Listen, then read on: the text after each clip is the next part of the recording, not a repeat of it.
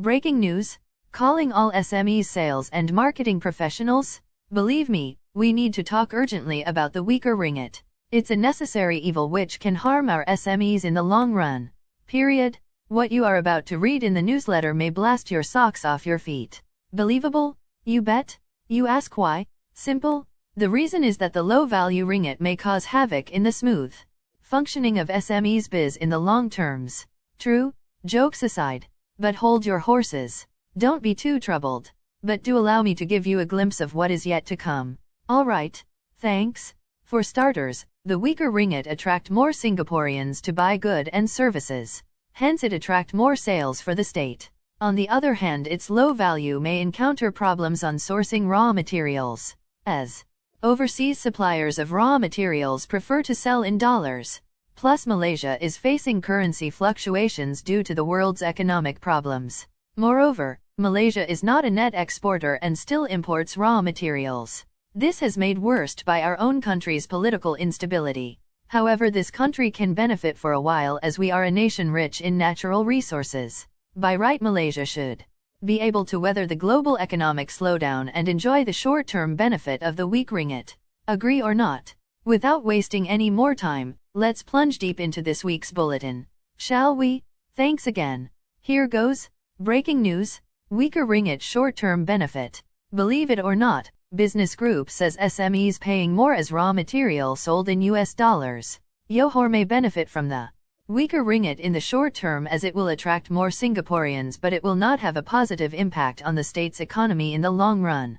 Johor South SME Association advisor Tay Kee Sin said Singaporeans having more spending power would improve the sales of consumer products and services.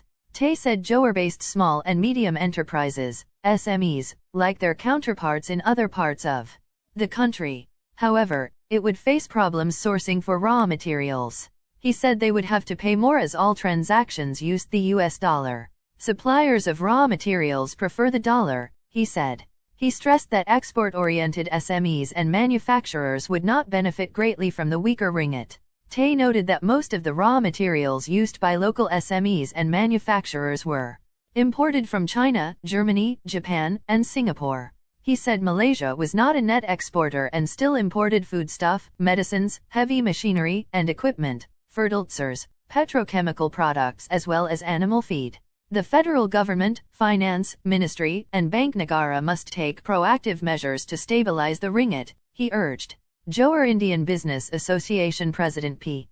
Shivkumar said as a nation rich in natural resources, Malaysia should be able to weather the global economic slowdown better than many other countries. He noted that other developing countries, including some of Malaysia's ASEAN neighbors, were also facing currency fluctuations. He said the COVID-19 pandemic and ongoing war in Ukraine would continue to impact the global economy. Malaysia's political instability and the change in government with 3 prime ministers since March 2020 also send a wrong signal to investors, said Shivkumar.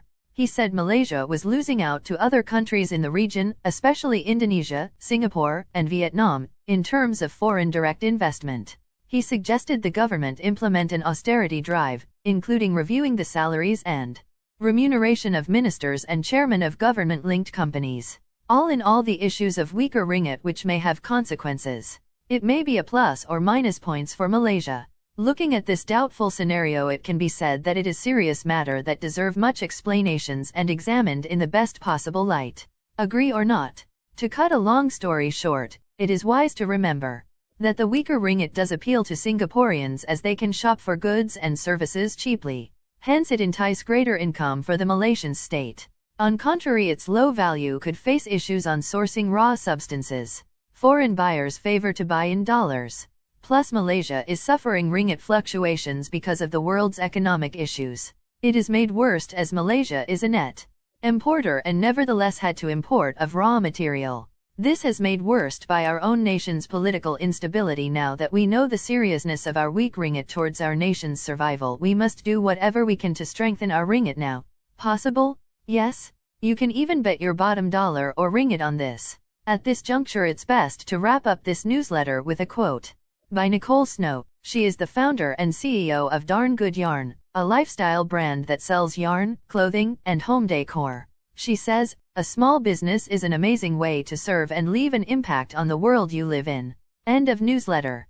Source.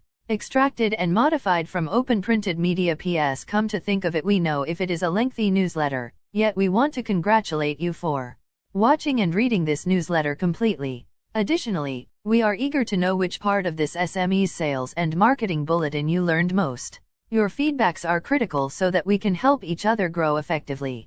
Lest you forget, these writings will continue in YouTube, Facebook, LinkedIn, and of course in our author, trainer, and consultant's email, josephsfn@gmail.com, upon request.